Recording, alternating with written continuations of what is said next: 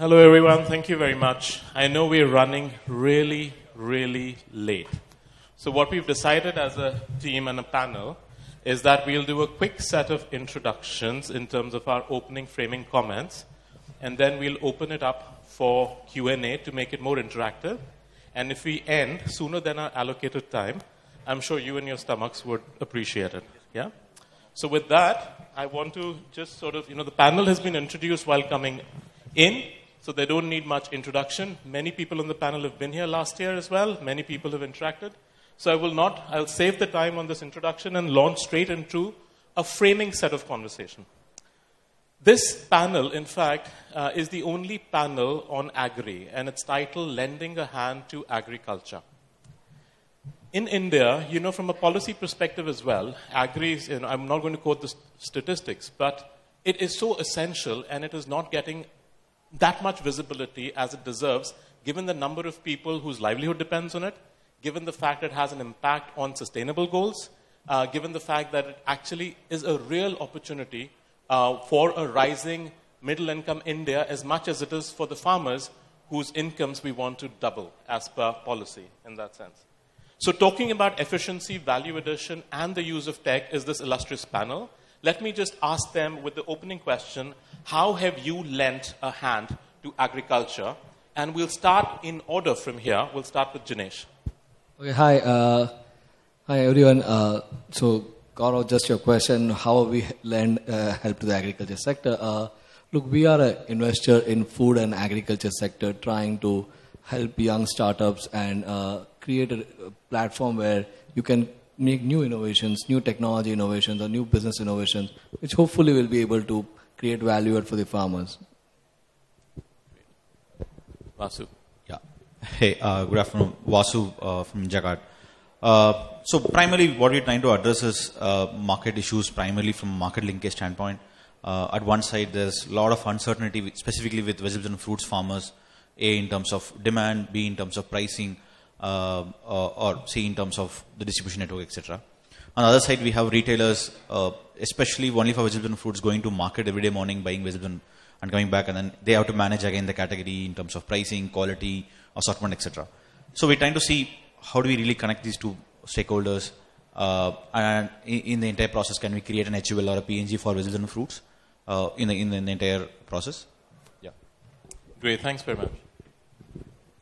Thank you, Gaurav. So, I'm a co-founder at Leap India Food and Logistics, and what we do at Leap India is we build agri-silo terminals for the Food Corporation of India and operate it for them on public-private partnership basis.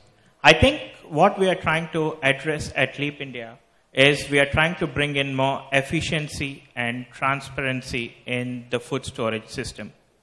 Historically, grain has been stored in traditional warehouses in bags, which led to a lesser efficiency and a lot of pilferage and wastage.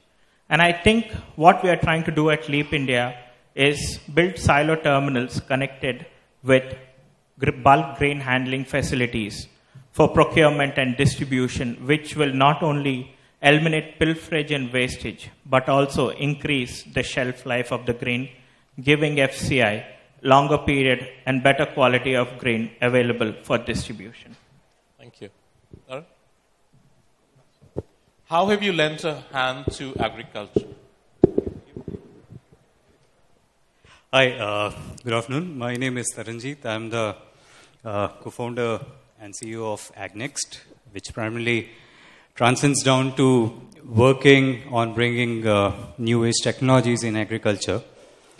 The genesis or the philosophy of AgNext is that if we improve the profitability of the farmer by X, we believe the ecosystem improves by 5X.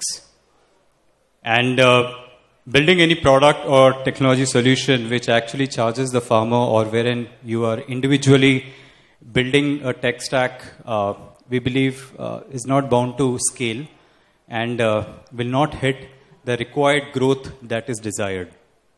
It comes from a personal experience. I mean, I'm a graduate from IIT Kharagpur in agriculture back in 2002. And for the first 3 years after graduating, I worked a lot in agriculture in the villages. And back then, I used to see how farmers, when they bring something, they don't get the right pricing. And 18 years after, hence, it's the same situation. The tech that can really benefit both the buyer and the farmer is at the intersection of something called quality. Today, that sits totally, I would say, intuition-based. So whether you are buying something or the farmer is selling something, the pricing is decided on a more of an intuition basis, and that's why that creates a lot of issues in the value chain. So in the first phase of our existence, which is the 3 years that we have been into this game, we have been very agnostic of what is the tech, but very consistent on our approach that whatever we do, we come at the intersection of buying and selling, wherein we improve quality using the new age technologies. And that has helped us to bring the right pricing and the right, I would say, returns to the farmer, and the right buying and the right pricing for the for the buyer. So we believe that is what has helped Agnex to scale its technologies. And that is what we believe will be our thesis for the next 3 years as well. And we are working on various technologies and various crops, which we are now expanding. Great. Thank you very much. Hi, this is Krishna. I represent Croppen Technology. Croppen is a full-stack agtech company, and we are helping the agri ecosystem to adopt data-driven approach. And we work across the segment. We work with farming companies, seed production, banking, insurance, and development agencies and government. Today, we work in 29 countries. We have got close to 3.6 million acres managing on the platform. Interestingly, we have 265 crops, 35 different varieties are getting mapped. We are dealing with like 70 terabyte of data. And, learning through this data using machine learning and AI, we are trying to predict every pixel on the globe. And we are going to launch a complete India Agri Information Highway on 30th of this month, where you just click any of the 10 by 10 meter pixel, it will tell you the history and the future of that. And we are, and the whole focus of, if you look at the vision of Croppen, is like to make every farm traceable and increase the per acre value for the ecosystem. So this is what we do in a nutshell. Thank you. Hi, I'm Amardeep Sibia from SatSure. Similar to what Krishna said, we are using a platform called satellites to see what's happening at a farm level or aggregating it further up. And primarily the problem that we are solving and how we are helping agriculture is solving the problem of risk. Agriculture is inherently a risk-driven activity. So our customers start from governments, go all the way down to insurance companies, banks, reinsurers and stuff.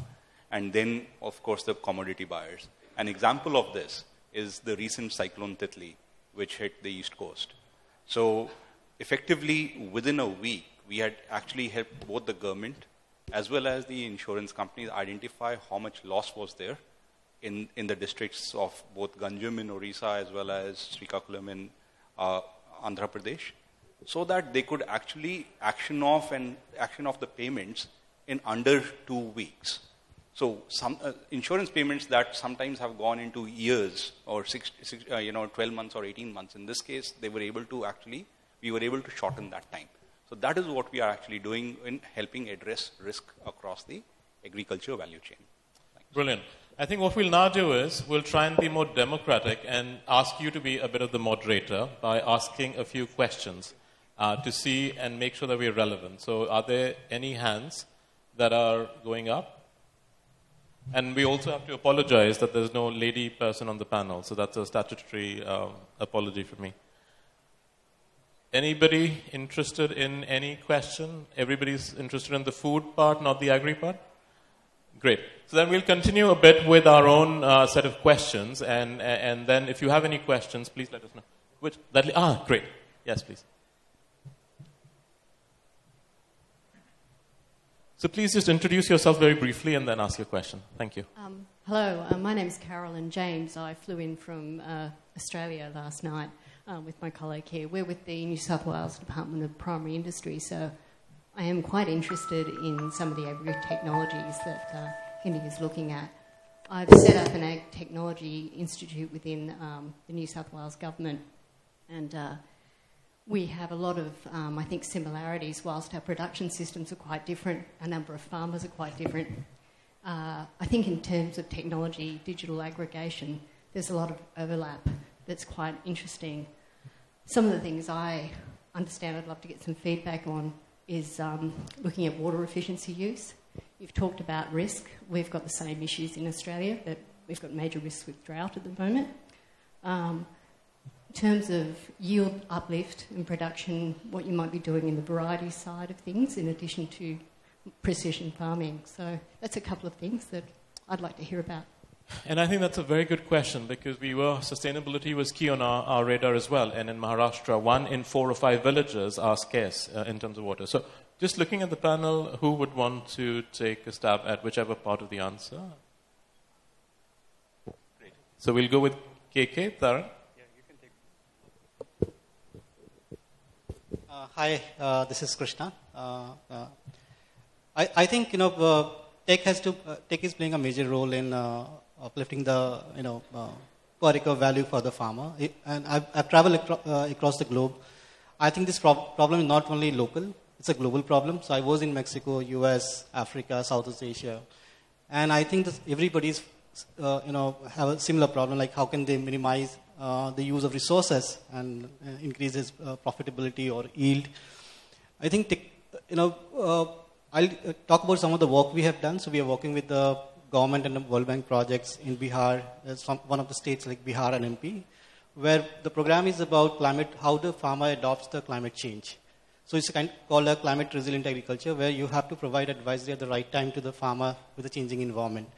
What kind of a seed he should be using if it's going to be a drought, right? So, or what kind of a package of practices he needed to implement at his farm, looking at the current conditions. So, so I think those are the things we are doing using some of the machine learning and AI, where we detect things much before it's going to happen at your farm. And the impact is on every farmer, because if you look at India, we have got 1 acre farms, or 2 acre farms, or 3 acre farms, or even smaller ones. And then, the solutioning is very different. And then, if I look at Australia, we did some work in Queensland as well, in Dalby, on chickpea. But the farms are very large. And if there's a chickpea, then across that area you'll find a lot of chickpea farms. But in India, one farm could be X, another 5 could be growing some other crops. So the risks are very different, the dynamics are very different, and the solutions I see is not different when we are going to Southeast Asia or in Mexico or in Europe. So we work today in 29 countries with many farmers and agribusinesses there, and the same solution is mapped because the underlying problems are same. How can I improve my yield? How can I fight the climate change? How can I, fight my pest and disease challenges? And then can I predict certain things which is bound to happen? And the system or AI or machine learning can help you in that respect. Taran, you had to add something? Yeah. Yeah, I mean, adding to Krishna, what we wanted to tell is that in monocropping or in, large areas, especially in Australia, the per crop is like, multiples of 1,000 acres. The game is much different than what you have in India. So, we were talking to a Canadian partner who wanted to take few of our technology. And they said the same thing, that if you can do it in India, you can do it anywhere. So, the point here is when it comes to precision agriculture, the kind of data-driven agriculture where you require data at every square meter in order to take a decision, or let's say even an acre to take a decision, the kind of technologies which today are evolving is pretty strong if we collate them together. The individual technologies cannot help to provide the right insight that is desired in a climate change, for example. For example, you cannot just take a spatial data to analyze the entire thing. You might require a temporal data of effectiveness of how the crop is growing in terms of weather or in terms of soil in order to take a better decision. So it's the platform approach wherein you are actually putting all kind of data into one platform will be much more scalable for a country like Australia. And that's why we feel that in India, whatever is being developed has a lot more chance of being, implemented out there. Great. So, can I add? Sure. So very similar, but slightly different example I'll give. For one of our customers who's a bank, now who's deploying money and lending out money, and they are saying that we have losses. So one thing that we did, we built a model for efficient lending for agriculture within a season, and it took in irrigation, it took in all of these aspects into that model. So within a season, they were actually able to improve their lending performance by 3.5%. When you're talking about a portfolio which is over, say, $2 or $3 billion, that's a huge impact. But we believe agriculture itself is not just at the farm. It starts before the farm, at the farm, and after the farm. So you have to actually look at things all through and to actually solve these problems. Excellent. So I think what we'll do is we'll ask, you have it. Great. So, yes, please. Thank you. We are in the business of supporting farmers by biotechnology, whereby we clone a very good quality plants, grow them over a period of a few months or a year, and then provide to the farmers so that they can better output per plant or per hectare. Now, this entire activity, which falls under the agriculture activity, has a long gestation period, capital intensive, and of course characterized by certain risks, seasonality or environment also. So the question is, as a startup business, if you would like to attract investors, how do they evaluate this business, because it is characterized by the risk and the long operating cycle? I think that's a question for Janesh on the panel. Yeah. Great. Should we just club some questions? Yes, Abhishek. Need fund.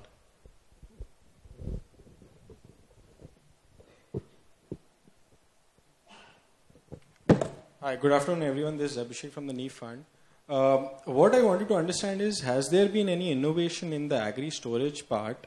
Are there any technologies involved which has led to better solutions for everyone? And my second full question was, like one of the panelists mentioned there, 0.5x impact on the farmers has a 5x impact on the whole ecosystem. Are there any farmer economics which we could talk about? I know how impacting the farmers helps the whole ecosystem. If you could define that a bit, elaborate that on a bit. Yeah. Thank you. Was there any other question? We'll just bunch questions for efficiency. Yes, that.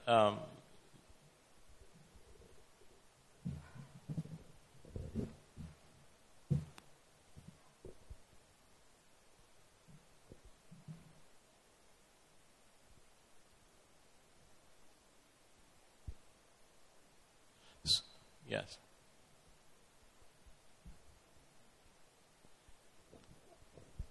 Should we just carry on with this, and in the meantime, when the mic works? So maybe we'll, Janesh, you can take the investor question, Anurag, the storage question, and a 1 to 5x. Since you said it, you should reply. Yeah. Sure. On the investor question, I think it's a difficult problem for a venture investor to solve it, right? Because VCs come with a constraint of having a fund life of 8, 10, 12 years, right? And if you're doing a biotech kind of a thing, it takes 6 or 7, 8 years for you to commercialize a hybrid or some kind of a variant. And even after commercialization, unless you see a success, it really doesn't work well, because in India, everything depends at the growth and how your commercial value is. For an early stage investor to come in, take a risk for 6, 7 years is a tough one. Second, other important thing which is also critical is that we just don't have enough talent in the venture industry to do some kind of analysis about the seeds what you're making. We don't have enough biotech professionals or PhDs who have worked on this for us to evaluate whether this is going to work or not. So, and I don't know how I'm going to resolve this issue. So unless we solve this typical problem of launching a seed or new variants, it's going to be tough, at least for VC industry. If government comes out or some accelerators comes out with this kind of specific solution, maybe it would work. Very good. Great. So you wanted to add something to that, Krishna? Go ahead. I think what you should look for a patient capital. And I recently read in Africa there is $300 million fund just for the better seed production or multiplication.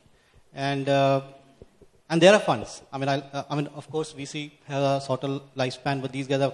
I mean, I think it was a BMGF, Melinda Gates Foundation, who has put that $300 million to improve the quality of seeds. So you should look for those kind of people, development, impact-related funds. I think that should work. You can try that. Vasu, you wanted to add? Yeah, no, just to add to this, I think we've been interacting with a set of investors of late. I think what we saw, a lot of them appreciate at this point in time is, one is, of course, they're looking at transactional businesses that could add value to the current ecosystem. Not much into maybe things like R&D are there. Within that, again, they're looking at business that could add value to incremental value at this point, and then eventually could add a larger value to the current value chain. Right? I think that seems to be flavor in the current system ecosystem. Absolutely. So Anurag, on the innovation and storage. Sure. Thank you. So I think there's a lot that is being done by the government of India on bringing more efficient storage practices. If you look at the agri storage that India has, a large chunk of it is owned and operated by the government. We are talking about 70 to 80 million metric tons of capacity by the FCI alone and various state governments, including the CWCs and SWCs. So in the last 5 years, the Food Corporation of India has come out with a very ambitious plan to modernize its traditional warehouses to silos and also to transform the handling of grain from bag to bulk format. If you take an example of wheat is harvested in only 4 to 5 states in the country, but it is consumed all across India. So traditionally, there were bags that were handled all the way from farmers to mandis and multiple layers before it finally reached a PDS center. Today, the way how FCI has started handling this grain is they've started coming up with silo terminals under PPP mode, and they've given the silo terminals to be declared as the mandi. So now we receive grain from the farmers directly, and we store it in bulk and dispatch it in bulk to the deficit zone, where it is further sent to a local PDS center for the public distribution under the National Food Security Act. So I think going forward, maybe 10, 15 years down the line, in my personal view, I would see at least 50% of this storage space being converted into silos. Excellent. Yes. I think what Anurag says is it's relevant for grains, right? But if I look at what India is currently going through, we're seeing a significant spurt of growth in horticulture segment. And that requires a lot of cold storage, right? I mean, one view is that people are talking of making large cold stores in a district center or consumption centers. But we are of the opinion that decentralized cold storage or a micro cold storage, harnessing the power of a renewable resource like solar or wind, is also going to be very important, especially for products which requires a short-term storage and where there is a potential increase of prices happen, like a product like a rose flower or a pomegranate. The prices shifts in a very short-term period of few days to like you can move the prices of a pomegranate from $25 a kg at the harvest to 100 rupees in 45 days. That's how it happens. And if I can get a storage solutions for that, I think it can scale up for the horticulture segment. Absolutely. So let's take that innovation thought that Abhishek you said and just go beyond the sectors in that sense. Are there other innovations, transformations that the industry or the agri sector it's ripe for the taking? What's your perspective, Vasu? Yeah, so I think one macro that we see, especially with the horticulture farmers that we work with very closely, is I think today there's a lot of visibility in terms of demand or the price for the farmer standpoint, right? As simple as WhatsApp has sort of transformed the way farmers consume data today. I mean, earlier we could just, let's say about 3-4 years back, we can just go to a village and then tell them, hey, this is the price of tomato. Most of the farmers would sort of believe that, or they would sort of take a few days to sort of validate that. But today it happens, like there's a farmer groups and then the mandi patties are shared on the WhatsApp groups, like, pretty much real time, right?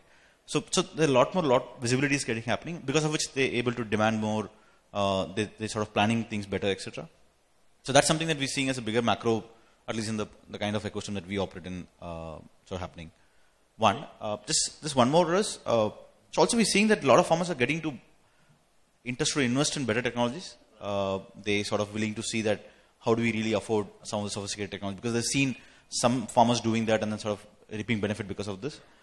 We've seen farmers moving to, let's say, in articles especially, we have this whole thing of the greenhouse thing, and then this, mulching papers, drip irrigations have been a big game changer in terms of labor, in terms of water, etc. So we see more and more farmers coming into that space, and sort of leveraging these new tech in terms of productions. From your perspective, breakthrough ideas. Tell us about what you think. See, again, consumption of technology, but there's also expected farming as a service kind of models. India is going to become ripe for that. I mean, I was there at one of the trade shows, and there was a drone over there. And the farmers were all coming and saying, does this spray? It is ripe. As a spraying as a service is ripe. That's going to happen very soon, because the simple economics of it, or the unit economics of it, is a person can spray maybe manually 2 acres a day. A drone can do 1 acre in half an hour. And again, there's no assurance whether the person is actually going to do, and farm labor shortages that are coming up. So these kind of newer, farming as a service kind of models, or pay-per-use models it is ripe for that. Excellent, yes. Add here, right? I mean, what's really happened in the last 1 or 2, 3 years is that all Indian farmers now have bank accounts. I mean, the government's Chandan, Aadhaar, and Mobile Trinity, it seems to be working well. And I think Jio launching the data services across the country is probably a watershed moment for the entire rural sector, including agriculture. I think drones would not be flying if we did not have data services. So I think it's happening. We're seeing trends. People are talking on WhatsApp. But what we're really thinking is that the farmers are now forced to look at new technology because the sons and daughters of farmers don't want to be farmers. And that is what is pushing around. I think innovation is going to follow through on this. Excellent. Now I think let's just switch gear to that multiplier. Can you unpack the 1:5 for us, Taran? Yeah, surely. I think I would like to, as I told, for Agnext, it's primarily the tech that you bring or the tech stack that you're bringing does not matter.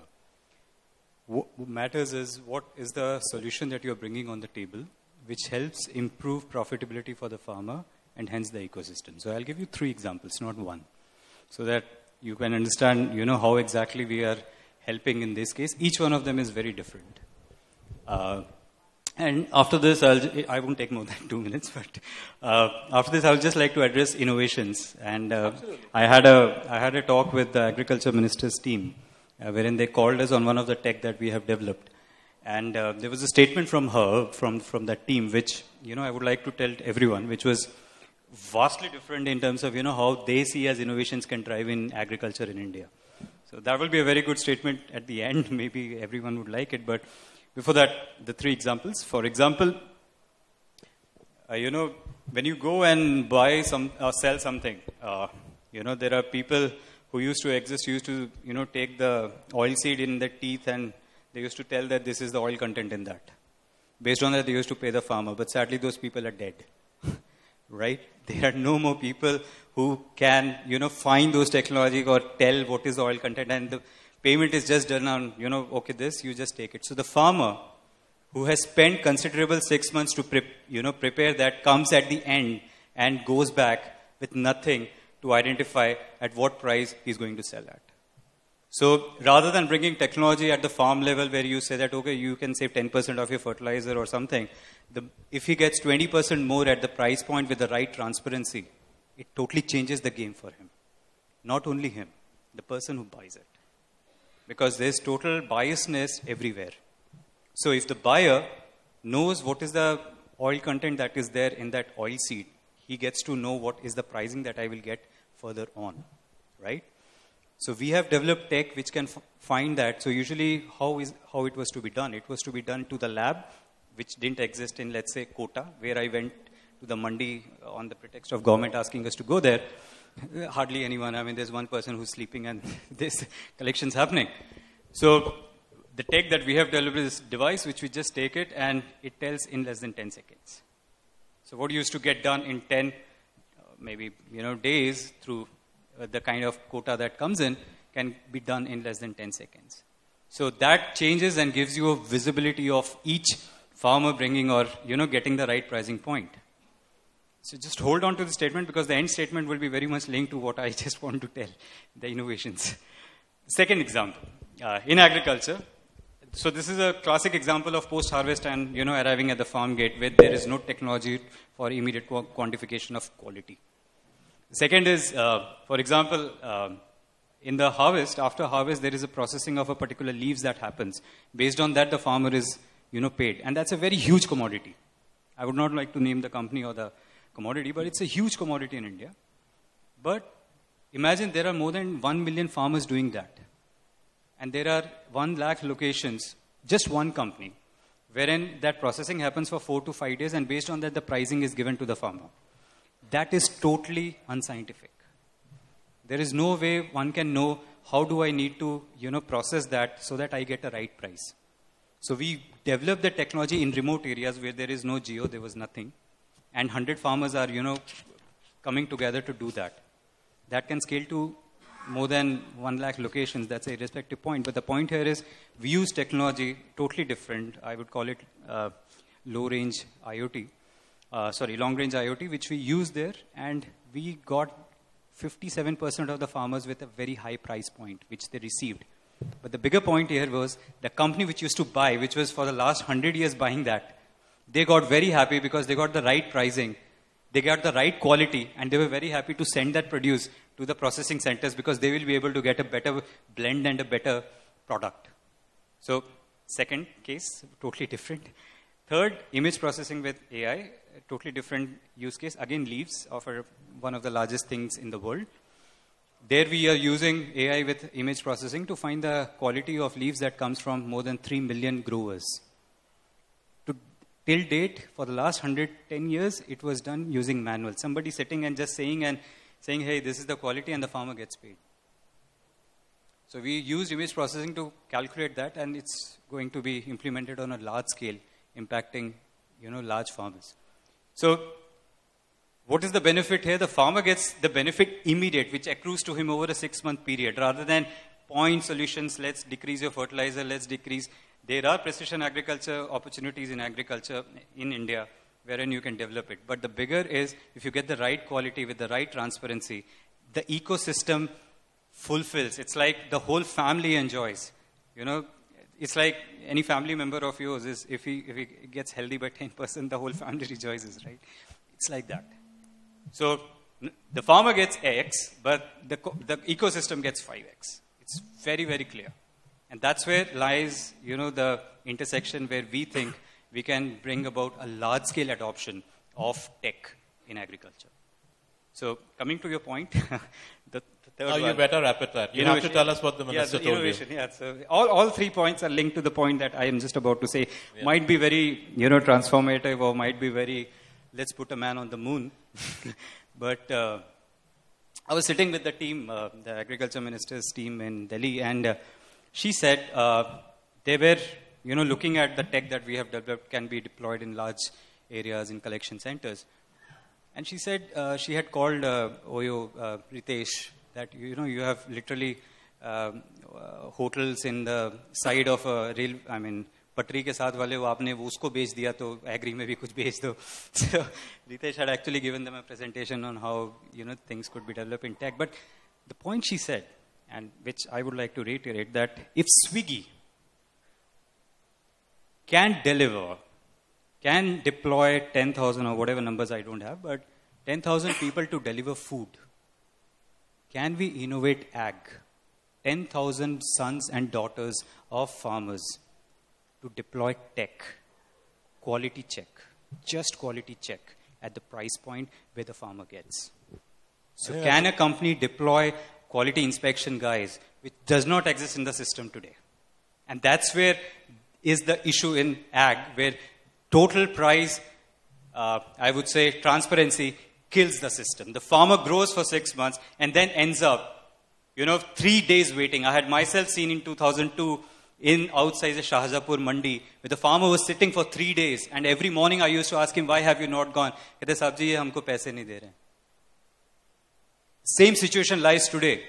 So can we convert And if Swiggy can put a shirt on, people and deliver food here and there, we can definitely, bring innovative quality techniques and get a better pricing in each one of the millions of collection centers where India is standing. And if the farmer gets 20% here, I tell you 100% will be the improvement in the overall ecosystem. So that's where my point is. What is the innovation? And I see farming as a service, yes, for sure. But quality as a service, I see is much more potential. Absolutely. I think that was a brilliant idea in that sense from the minister. And we do need to think big and think smart. So I know we had a question there. But so if we can get a quick microphone, yes. Hi, I'm Ho from Anya Holdings. I am working on collaboration between India and Japan. And so my question is, how fast the digitalization in agri happening in India? And where the fast digitalization of agri going to happen? And so I'm talking about technology adoption as well as the development of the technology. So everyone talk about leapfrogging the technology in India. So there's so much, I'm sure there's so much interest from that company like Japan. So we have developed technology, but somehow there's some legacy system to it's preventing going directly to digitalization. But how India can go ahead in this context? Excellent question. So it's about digital agri and adoption. So maybe we start with Krishna, and then Janesh, you wanted to add, and Amardeep, you also wanted to add. So I think quick remarks, please. So we started in 2010, and we were the first company, even globally, to talk about what is a data-driven agriculture and how organization and farmers should adopt it. And when we went and presented this idea to large MNCs who are actually involving large number of farmers at the back end to work with them, they're very skeptical that this is going to work because the kind of people work in the background. So they have never used technology. There was no smartphone penetration in India. And I remember we bought this Dell smartphone that point of time cost like 10,000 INR. And even the field officer who was deployed to use this technology at the farm, he was reluctant to touch the screen because he thought like it will break. Even we didn't have the smartphone that point of time. It was feature phone era. And now when I go and talk to even a smaller company who's just starting up ag, they say first talk about how can I talk data and how can I manage things digitally or digitize the whole process right from the farmer advisory and then post-harvest, having all traceability for his customer, managing the residue limits on the crops to build the brand and export outside. So I think we have seen quite a transformation in attitude of the organization and also in the farmers. So I was in Maharashtra and some guys were telling me that we just moved out of the WhatsApp that point of time. And we are joining Telegram because Telegram allow you to create a group of 200 people. That time, WhatsApp was not allowing you to create that number of group. And in that group, there was companies like fertilizer companies, seed companies. Everybody was advising the farmer.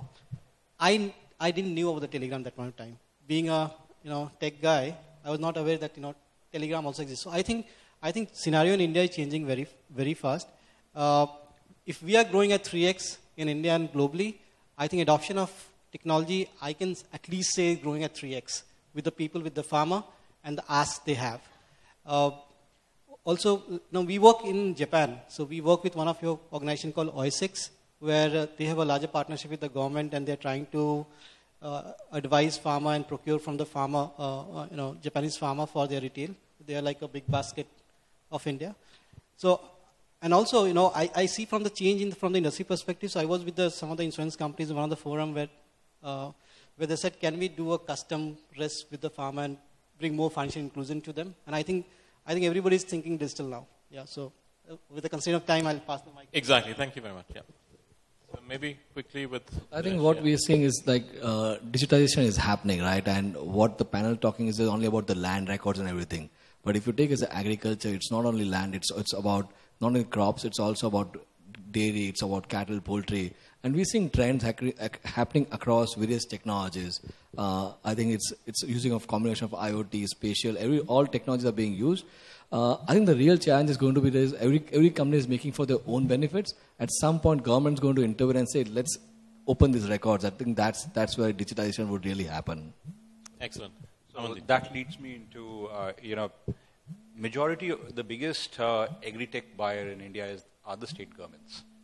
And we are seeing more and more of these governments moving in, bringing in projects which are more digital agriculture related. And the reason behind that is because from a capital investment point of view, majority of this investment is subsidy driven even today. So that is where, that's one of the challenges for agritech startups, because they don't have that level of scale. But the governments are becoming more and more aware. They're going into newer ways of nomination-based or Swiss channel-based adoption mechanisms, and that is speeding up. So that at least 3 or 4 governments are leading, others are following that. Excellent. And that's going Great. to... So I think that really tells us that in India, the environment, the ecosystem is buzzing with ideas and opportunities. But globally, you see that in the last 3 years, PE/VC investments have gone up by 5.5 times, whereas India has not kept pace. So just, Jinesh, quick reflection, why? I think the agtech industry in India is like 5 to 6 years old, right? I mean, that's where agtech has happened. Globally, I think agtech really started when Climate was acquired by Monsanto. Right? India is just starting this trend, right? I mean, when we started, Mark and I started this fund, we were the sole guys doing focus on agtech, right? Today, we at least have half a dozen of funds focusing on agri as a sector. We have few large PE funds are now there. We already have generalist VCs looking at this sector. So I think it's just a matter of time. I think it's a matter of success as an industry. We need to get 1 or 2 unicorns, and that's going to open the gates. I think it's just a matter of time. It's going to happen fast. Excellent. So on that note, we'll just do closing remarks now. 30 seconds from each panel member. We'll start with Amandeep. You. What is one ask or advice that you have, either to an investor, to an entrepreneur, to the government, to the, who? So just tell us, what's that ask or advice, and to whom? I'll put it out as a challenge. Okay, there are agritech as such. There are 2 developments or 2 trends that are happening that are not going to stop. We mentioned one, we keep talking about climate. The other trend that's happening is population growth. So we are going to become 9 billion in 2 or 3 decades. The way agriculture or food is grown is not the way we will be able to feed ourselves. So I'll leave that as a major challenge or a major opportunity that is there for taking. Excellent. Yes. I'll pose this question suggestion to the government. Digitize the land records as fast as you can, because you can build a lot of services on top of it. And what country needs today, if you really want to double or triple the income of the farmer, you need to bring money into this farming sector and banks, insurance and other stuff more deeply. Excellent. Dharan, 20 seconds. That's it. Okay, so there is a want, there is a need, right? So ordering food is a want. Eating food is a need. So if 400 crores is spent by Swiggy to, enter a 400 crore revenue, I would suggest investors to be a bit more bold in terms of, be patient with entrepreneurs in ag who are actually building a much larger game. So having a very narrow view and having kind of, understanding that ye hoga, nahi hoga, that's not the point. There are so much innovations waiting to disrupt agriculture. It's just how you are packaging. And that's where entrepreneurs need help of investors together to bring the OYO models or the Swiggy models or, 50 other models into ag and pack it to the $1 billion that is required. Excellent. I think that's a great point to move on to Anurag now. Thank you, Gaurav. I think India is one of the largest markets for agri sector. We have 1 billion people to feed, millions of opportunity. I think what we need is patient capital and persistent entrepreneurs.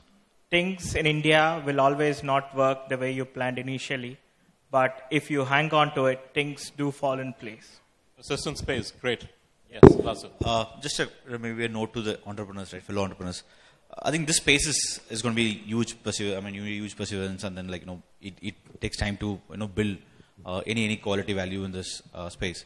So one advice is don't think it's a short term game. If you're in for it, you're in for a decade, and focus on problem. Don't get carried away by the solutions and jazzy tech around, but focus on core value creation, and then how do you solve the right problem. One advice, from my side, one advice is to entrepreneurs is to hire good quality team members. Generally, entrepreneurs get stuck of hiring people not about their quality. So we just advise people, can you hire people better than you and ensure they work for your organization? Excellent. So my one ask or advice would be for all of us in the ecosystem to consider more sustainable, efficient use of natural resources, because that's a crying ask. And with that, we're out of time, but your thanks to a great panel, and our thanks to you for sitting and waiting for us while food was very attractively sitting on the plates outside. So thank you very much, everybody.